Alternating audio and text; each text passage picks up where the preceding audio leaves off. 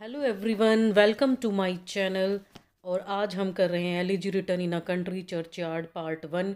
चूँकि ये बहुत ही लंबी पोएम है तो इसको मैंने 4 भागों में डिवाइड कर दिया है ताकि हम आराम से इसको समझ सकें। तो शुरू करते हैं। Elegy written in a country churchyard. सबसे पहले तो इसका मतलब समझते हैं। एलिजी होता है शोक गीत, जो कि एक देहात के, कंट्री मतलब देहात के, चर्चयार्ड कब्रिस्तान में लिखी गई है। देहात के एक कब्रिस्तान में शोकगीत लिखा गया है। ये टॉमस ग्रे के द्वारा लिखी गई है। The curfew tolls the knell of parting day, the lowing herd winds slowly over the lea, the plowman homeward plods his weary way and leaves the world to darkness and to me। Curfew होती है शाम के समय बजाई जाने वाली गिरजाघर की घंटी। और नेल का मतलब होता है कि आपका जो है आपको थोड़ा सा इन्फॉर्म करना, सूचित करना। गिरजे की घंटी जो है वो मृत्यु को सूचित करती है। पार्टिंग डे मतलब कि दिन खत्म हो गया है, शाम हो रही है। लोइंग हर्ड मतलब लोइंग रंभाता हुआ, हर्ड मतलब पशुओं का झुंड। स्लोली धीरे धीरे, ओवर द ली मतलब चारागाह। प्लोमैन मतलब किसान जो कि खेत जोतता है। होमवर्ड घर की तरफ। प्लोड्स मतलब थके हुए कदमों से। वियरी वे मतलब कि थके हुए रास्ते से। तो आइए अब इसका हम हिंदी में अर्थ समझ लेते हैं कि गिरजे में सायंकाल की घंटी जो है वो दिन के ख़त्म होने की सूचना दे रही है। आवाज़ें लगाते हुए रंभाते हुए पशु धीरे धीरे चारागाह से लौट रहे हैं और थका हुआ किसान धीरे धीरे अपने घर के रास्ते पर चला जा रहा है। And leaves the world to darkness and to me. तथा संसार को और मुझे अंधेरे में छोड़कर चला गया है। अब यहाँ पर देखिए, वियरी वे, वे होता है रास्ता। रास्ता तो थका हुआ नहीं होता है, थका हुआ तो इंसान होता है। लेकिन चूंकि वियरी वे है तो इसकी पर्सोनिफिकेशन कर दी गई है। नॉन लिविंग थिंग को जब लिविंग थिंग से हम कर देते हैं तो उसको पर्सोनिफिकेशन कहा जाता है। आइए चलते हैं अगली लाइंस पे। Now fades the glimmering landscape on the site and all the air a solemn stillness holds, save where the beetle wheels his droning flight and drowsy tinklings lull the distant folds।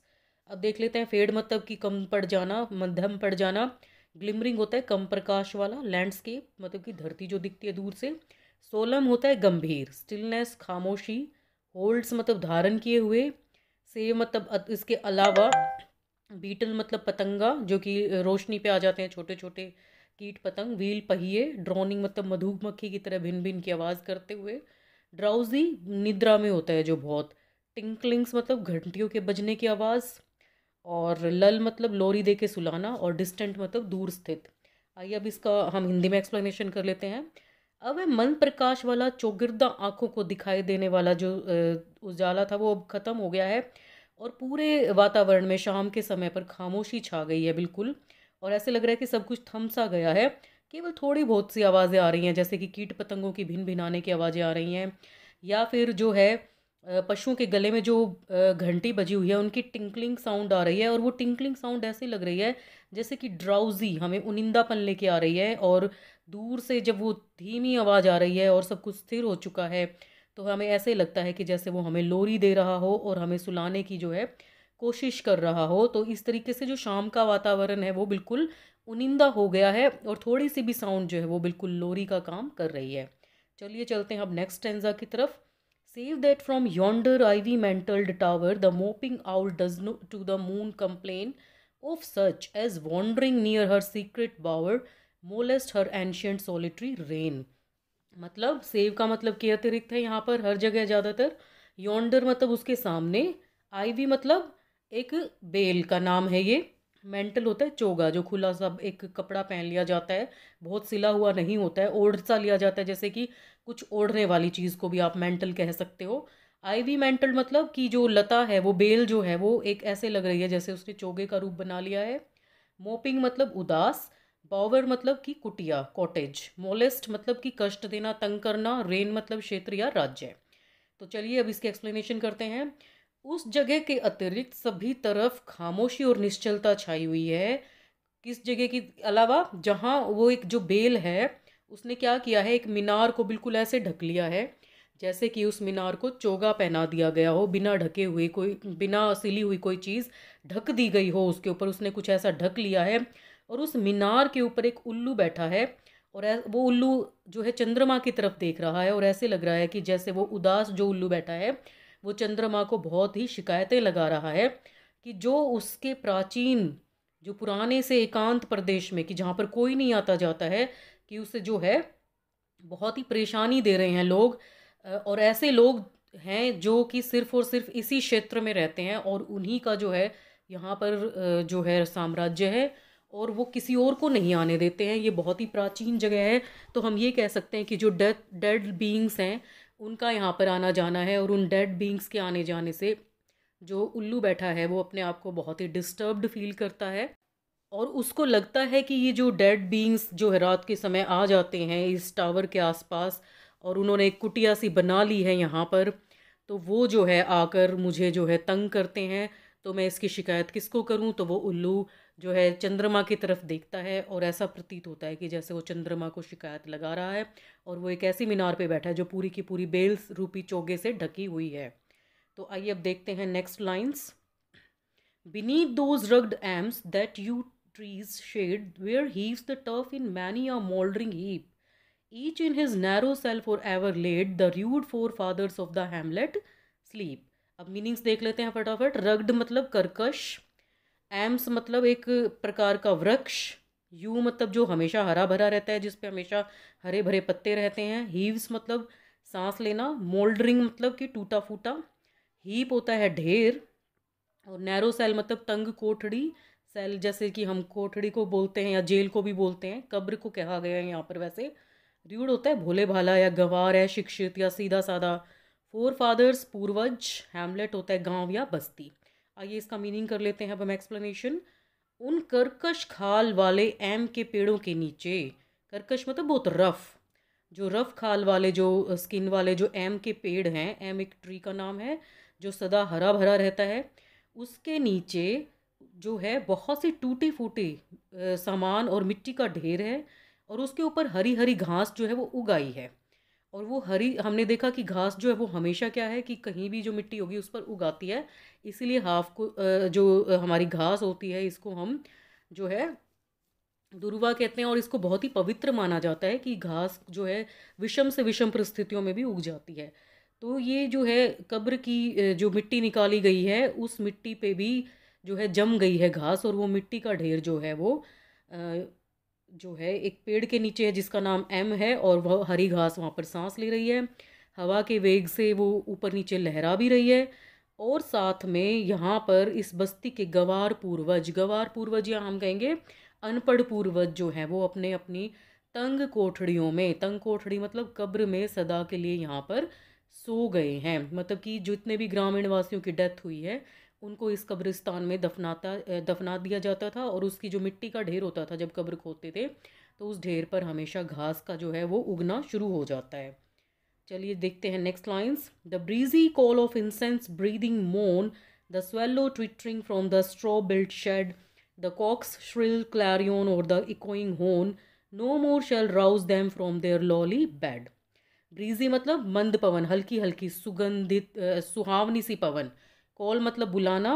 Incense breathing मतलब incense होती है जैसे अगरबत्ती, उसकी जैसी खुशबू आना। मौन मतलब कि मॉर्निंग से बना है ये, सुबह का समय। स्वेलो मतलब अबील चिड़िया। ट्विटरिंग चहचाना। स्ट्रॉ मतलब घास फूस। शेड होता है छप्पर। श्रिल मतलब तीखी सी आवाज़। क्लैरियन होता है बिगुल बजाना। इकोइंग मतलब गूंजना। होर्न होता है शंख, और राउज होता है जगाना, राइज से राउज बना है। लॉली मतलब जिसमें अभिमान नहीं होता है। विनीत होता है जो नम्र होता है, उसको कहा जाता है। तो आइए अब इसकी हिंदी में एक्सप्लेनेशन कर लेते हैं। सुबह का समय है और बहुत अच्छी सुहावनी सी सुगंध भरी फूलों की खुशबू वाली मधुर सी जो हवा है वो चल रही है, और जो चिड़िया हैं अबील चिड़िया जो हैं वो कहाँ बैठी हैं? घास फूस के बने हुए छप्पर पे, जो कि कुटिया का छप्पर है। और मुर्गे की जो है बहुत ही तीखी आवाज़ की बांग जो है वो आ गई है, जैसे कि उसने शंखनाद कर दिया हो कि भाई सुबह हो गई है उठ जाओ। लेकिन इतना सब कुछ होने के बाद भी, इतनी सुहावनी हवा चलने के बावजूद, चिड़ियों की चहचहाहट के बावजूद, और तीखी तीखी जो मुर्गे की बांग के बावजूद भी जो है, इनमें से कोई भी चीज़ अब उन्हें उस विनम्र बिस्तर से, विनम्र बिस्तर है कब्र से, कोई भी कभी भी नहीं जगा पाएगा, क्योंकि वो सदा के लिए सो गए हैं, उनकी मृत्यु हो चुकी है। तो सुबह का सुहावना समय भी असफल है उन लोगों को जगाने के लिए। उनको कोई भी प्रयास जो है आज के दिन अब उनको जगा नहीं सकता है, जो मृत होकर इस कब्र में लेट गए हैं। आइए चलते हैं नेक्स्ट स्टैंजा की तरफ। For them no more the blazing hearth shall burn or busy housewife ply her evening care. No children run to lisp their sire's return or climb his knees the envied kiss to share. Blazing मतलब चमकता हुआ, hearth होता है चूल्हा, house wife मतलब गृहकारिणी गृहिणी, ply मतलब कार्य में लगा हुआ, और इवनिंग केयर मतलब कि शाम के समय के जो काम होते हैं जैसे कि खाना बनाना, लिस्प मतलब तुतलाना, सायर पिता, एनविड मतलब जो कंपटीशन से भरा होता है, एनविड किस मतलब बच्चों के बीच में होड़ लग जाती है कि हम पहले पेरेंट्स को किस करेंगे, उस तरीके से। तो अब देखते हैं इसकी एक्सप्लेनेशन। उनके लिए, किन के लिए? वो हमारे ग्रामीण पूर्वज जो कब्र में चले गए थे, उनके लिए अब कोई भी चूल्हा नहीं जलेगा, ना ही अब कोई गृहिणी उनके लिए जो है व्यस्त कार्यक्रम में से वेट करेगी कि उनके लिए सायंकाल का खाना बनाना है, ना ही बच्चे अपने पिता के लौटने की जो है वेट करेंगे कि तोतली भाषा में वो बातें करते करते अपने पिता के रिटर्न की वेट कर रहे हों और उनके घुटनों से चढ़कर रेंगते हुए जो है वो कंपटीशन करें कि सबसे पहले अपने पिता को प्यार कौन करेगा।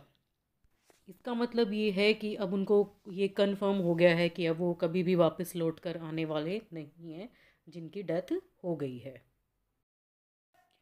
मतलब कि जो लोग कब्रों में सो रहे हैं, जो कि हमारे ग्रामीण पूर्वज हैं, ना तो अब उनके लिए कोई भी चूल्हा जलाने वाला है, क्योंकि उनको पता है कि इनके लिए वेट करना व्यर्थ है।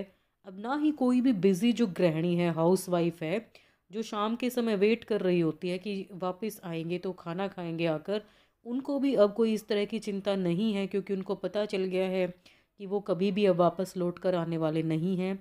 ना ही बच्चे अपने पिता के लौटने पर जो कि तोतली आवाज़ में दौड़ते हुए, बहुत भाग कर कंपटीशन करते हुए कि कौन पहले जाएगा, तो वो भी, उनके बीच की भी जो स्पर्धा है वो भी अब ख़त्म हो गई है। बच्चों को भी अब समझ में आ गया है कि अब हमारे पिता कभी भी वापस आएंगे नहीं, तो उनकी जितनी भी जो एक्टिविटीज़ थी अपने फादर के लौटने पर वो सब समाप्त हो गई हैं। आप देखिए ये कितना मार्मिक दृश्य हो जाता है कि छोटे छोटे बच्चे जो तुतलाती हुई भाषा में बोलते थे, उनको भी अब पता चल गया है कि अब फादर कभी भी नहीं आएंगे, तो उनके लिए अब कोई भी घर का काम जो है वो वेट नहीं कर रहा होता है और किसी को अब उनके लिए अब चिंता भी नहीं है, क्योंकि वो अब कभी आने वाले नहीं हैं। तो अब देखते हैं हम अगला stanza. Oft did the harvest to their sickle yield, their furrow oft the stubborn glebe has broke. How jocund did they drive their team afield, how bowed the woods beneath their sturdy stroke. Oft मतलब कि प्राय, harvest मतलब फसल की कटाई, sickle होती है दराती जिससे फसल को काटा जाता है, ईल्ड होती है फसल की जो हम ग्रोथ जो है वो ले लेते हैं, फरो होती है कि जो एक नाली बन जाती है हल चलाने से या लकीर बन जाती है, और स्टबन मतलब कठोर, ग्लीब मतलब धरती पृथ्वी, जोकंड मतलब कि खुश होना, टीम होती है बैलों की जोड़ी, अफील्ड खेत के अंदर, और वुड्स होते हैं पेड़ लकड़ी या फिर जंगल, स्टर्डी शक्तिशाली, स्ट्रोक मतलब प्रहार। आइए अब इसके एक्सप्लेनेशन देख लेते हैं। उनकी दराती के सामने, किनकी दराती? जो कि मर चुके हैं, उनकी दराती के सामने खेतों में पकी हुई जो फसल होती थी वो हमेशा जो है सिर झुका दिया करती थी। जैसे जब हार्वेस्टिंग करते हैं, खेतों में कटाई जब करते हैं, उसको जब फसल को पकड़ के दराती से काटा जाता है तो वो झुक जाती है। और उनके जो हल होते थे वो यूजुअली क्या करते थे कि जो बहुत ही हार्ड जो अर्थ होती थी, पृथ्वी होती थी, उसको चीर कर आगे निकल जाया करते थे और वो एक फरो बना देते थे। वो कितने प्रसन्न होते थे जब वो खेतों में अपने बैलों की जोड़ी को हाँकते थे, और उनकी कुल्हाड़ी के प्रहार के सामने कैसे जो है वृक्ष वो एकदम से टूट के गिर जाते थे। तो ये बताया गया कि जो अब नहीं आ रहे हैं वो क्या क्या काम करते थे। वो खेतों में हार्वेस्टिंग का काम करते थे, वो हमेशा हार्ड से हार्ड जो अर्थ होती थी उसको भी जो है जोत लेते थे, और वो कैसे अपनी बैलों की जोड़ी को बहुत खुश होकर हाँकते थे और कैसे जो है वो लकड़ी को काटते थे। लेकिन अब वो ये सब चीज़ें कुछ भी नहीं कर सकते हैं। तो आइए अब देखते हैं हम आगे। Let not ambition mock their useful toil, their homely joys and destiny obscure, nor grandeur hear with the disdainful smile, the short and simple annals of the poor. Ambition क्या होता है? एम। और मोक होता है किसी का मजाक उड़ाना, टॉयल होता है बहुत कठिन परिश्रम करना, होमली मतलब कि साधारण सिंपल, डेस्टिनी लक, ऑब्सक्योर होता है गुमनाम जो फेमस नहीं होता, ग्रैंड्योर शान, और डिसडेनफुल होता है कि घृणापूर्वक। एनल्स मतलब कि इतिहास या पूर्व कथा। इसका क्या मतलब है? जो महत्वाकांक्षी बड़े लोग होते हैं उनको चाहिए कि जो कठोर परिश्रम करने वाले लोग हैं, सीधे साधे लोग हैं, उनके मनोरंजन करने के तरीके को और उनका जो अप्रसिद्ध सा जो भाग्य है उसका मजाक ना उड़ाएं। ना ही शान और ठाट बाट का जीवन गुजारने वाले जो अमीर लोग होते हैं उनको जो है क्या करना चाहिए कि गरीब लोगों का संक्षिप्त और साधारण सा जो जीवन है ना उसको सुनकर बहुत ही घृणापूर्वक तरीके से मुस्कुराना नहीं चाहिए। मतलब कि गरीबों का मजाक कभी भी नहीं उड़ाना चाहिए। सभी को अंततः जो है डेथ की वजह से और फिर कब्र में जाना ही है। Thanks for watching the video. Thank you.